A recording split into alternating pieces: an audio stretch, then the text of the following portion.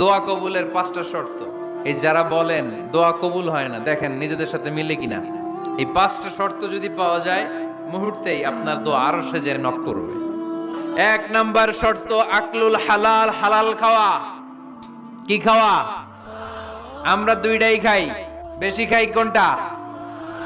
ওই দেহ কখনো জান্নাতে যায় না যে দেহ হারাম খেয়ে বর্ধিত হয়েছে। 2 নাম্বার শর্ত, দোয়াটা করতে হবে একজনের কাছে, তিনি কে? অন্য কোথাও যেন আমরা না চাই, মাজারে যে যাওয়া যায় না। 3 নাম্বার, ইয়াকিন থাকতে হবে যে আমার দোয়াটা কবুল হচ্ছে।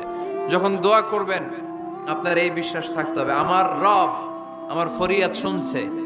আপনার মধ্যে যদি সন্দেহ, হায় রে কবুল হয় না, না হয়, ওই দোয়া জীবনেও কবুল হবে না। 4 নাম্বার শর্ত সালাতু আলা রাসূলিল্লাহ, আল্লাহর হাবিব সাল্লাল্লাহু আলাইহি ওয়াসাল্লামের উপর দুরূদ পড়া। 5 নাম্বার সর্বশেষ শর্ত হলো শুধু দোয়ায় কাজ হয় না, দোয়ার সাথে মাঝে মাঝে দাওয়ারও দরকার আছে না নাই?